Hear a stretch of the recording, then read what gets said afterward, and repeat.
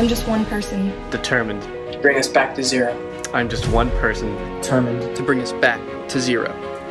I'm just one person. Determined to bring us back to zero.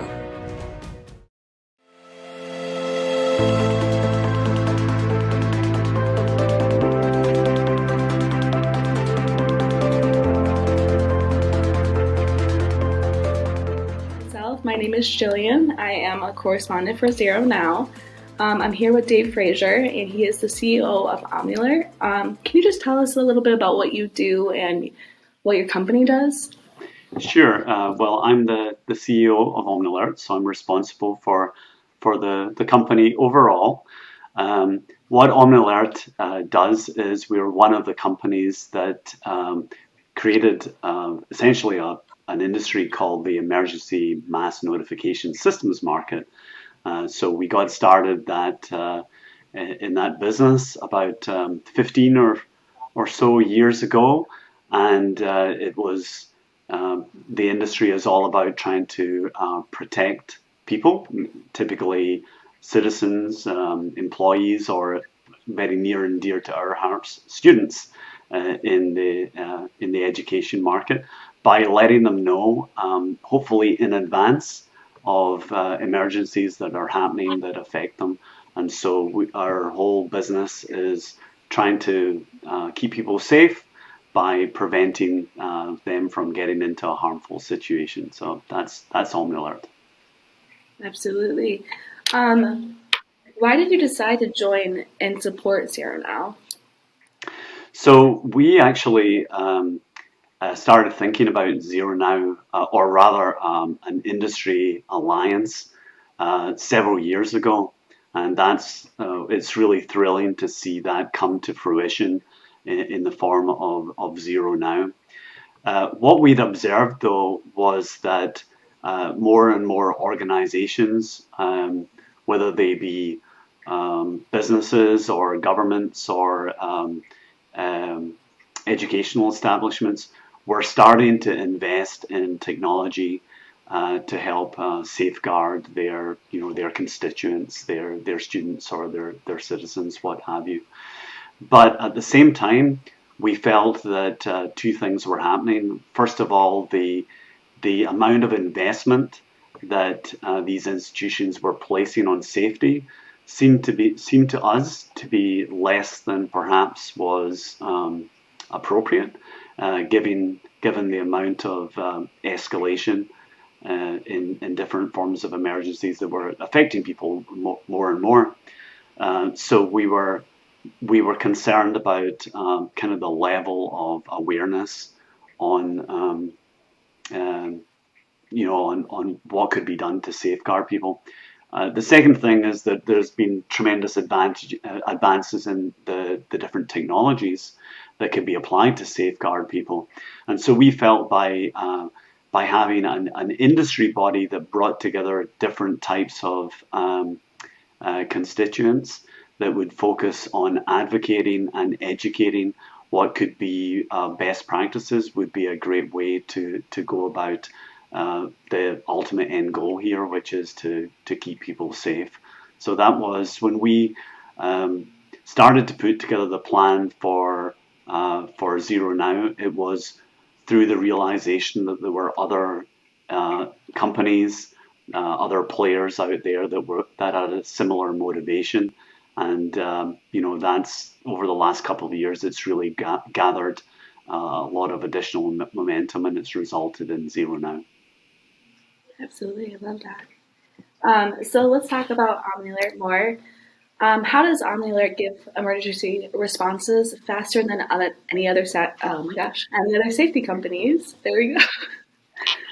Well, we've been doing this for a while, and actually providing an emergency response is actually quite technically challenging. But there's also human factors in there about making it accessible and easy to use. So the platform that we provide is the sort of thing that an organization can pick up and deploy in a matter of hours rather than in months or weeks. It's also something that in the heat of the moment it's very easy for the organization to actually use to get the message out. So that's one way that we do it. Also, technically, it's a multi-channel type of system, which means that it can employ many different mechanisms to be able to get the word out to the users. Traditional mechanisms like voice and email and text, of course, but it goes way beyond that to social media, through different types of hardware integrations, I would think, sirens and signage and so on, mobile applications, of course, since that's what everybody carries. So we do things like that. Lately, though, we have really felt that we could work on prevention more than the notification side of things, and so we've tried to invest in technology and different techniques that can actually move the timeline forward earlier. If you have more time, if you have advanced warning, then it is pretty much a force multiplier for everything. It gives you more time to respond. It gives you more time to get the message out. Everything is improved, and so we'd say that sort of end-to-end thinking of the moving the timeline earlier with prevention, through the multi-channel, through ease of use, and allowing our customers to think about what the communication strategy is, what their mitigation strategy in advance of the actual emergency is incredibly important. So there's an element of using automation and artificial intelligence to help help in the process. But it's very much an end-to-end thing that we believe makes a difference. No, absolutely. Is there a story you could tell about this, either preventing an event or when there was an event that this majorly affected and helped? Oh, I mean, there's thousands of stories we could tell. We try to showcase them on our website. But the fact is, emergencies are happening every day to people across the world, and sometimes it's things that are relatively mundane, like a water pipe breaking, something like that, kind of on the low end of the emergency. But it also is particularly important, particularly this time of year. There are weather emergencies which impact people's lives, and particularly here in North America, the incredible rise of gun violence. So active shooters actually rank amongst the top concerns in our customer base, and so while I probably wouldn't want to highlight any one particular story, but our product is used hundreds of thousands of times over the course of a year to try and safeguard people from harm. Yeah. So let's get more into artificial intelligence. So how can artificial intelligence prevent harm? Well, artificial intelligence has got a couple of advantages over its counterpart, which I think is human monitoring or not monitoring at all. Artificial intelligence has the capability to work 24/7, where that might be either impossible to do with human beings, or it might be economically infeasible to do it. I think the other things that artificial intelligence can do, it can sometimes work much more quickly and much more reliably, particularly when it involves really a flood of information. So artificial intelligence is good at sifting through a huge amount of information, and when combined with other types of techniques, data science techniques, it's able to analyze the information and figure out some patterns of what's happening. So it can be used in many ways like that. Our particular AI, our usage within Omnilert of AI is in multiple areas, but one we're particularly excited about right now is in weapons detection, where we're monitoring video cameras.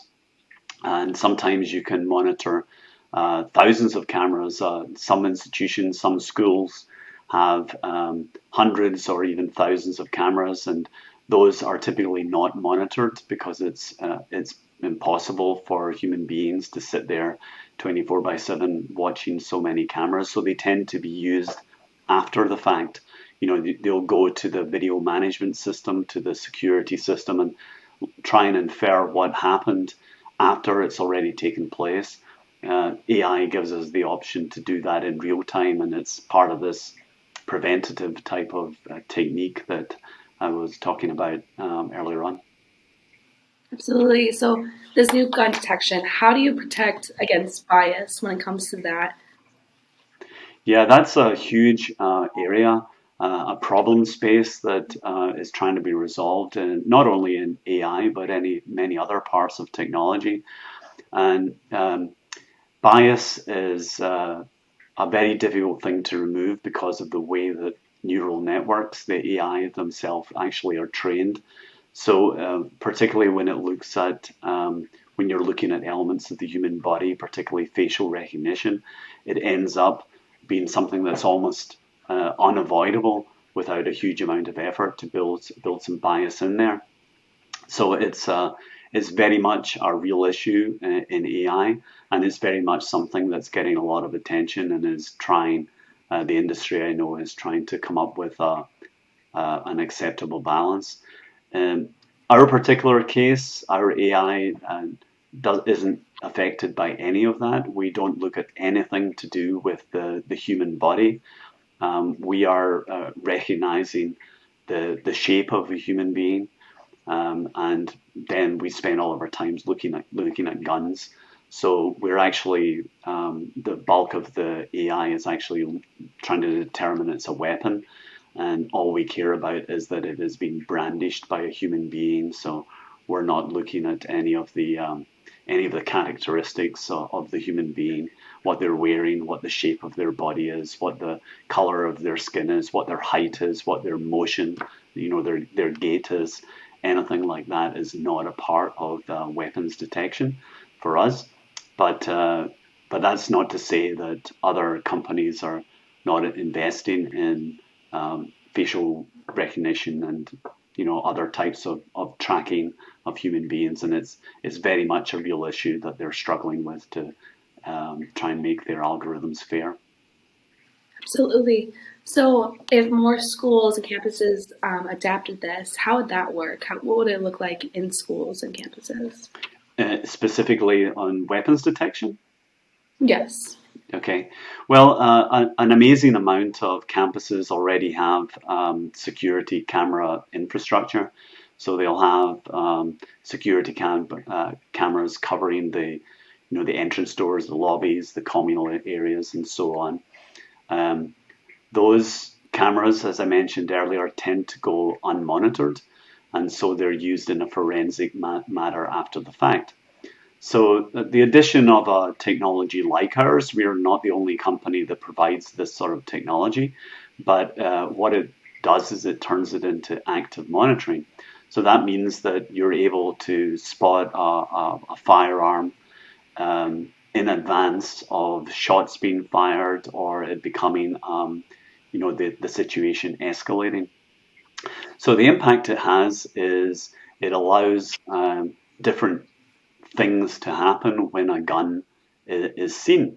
It allows the security team or a set of administrators or a monitoring center to actually be informed very, very quickly, typically 2 or 3 seconds after the gun becomes visible to the camera.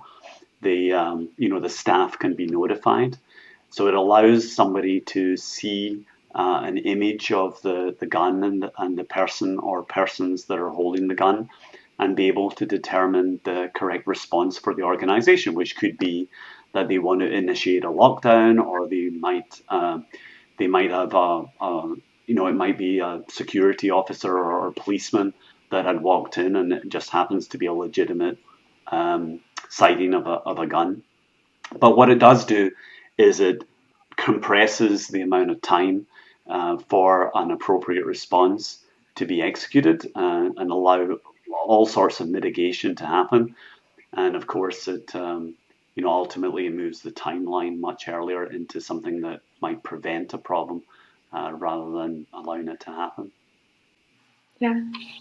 So, what would you say to the victims of gun violence and mass shootings within college campuses and school campuses now that you have this invention? Well, we hear from those people all the time. We're dealing in an emergency situation, and so our customers, who are the schools and the other enterprises that use our products, they're dealing with this every day. And we know from our contacts with the industry and with the community that we are a part of, that victims of gun violence or anybody who's been affected by it have a voice. They want to see.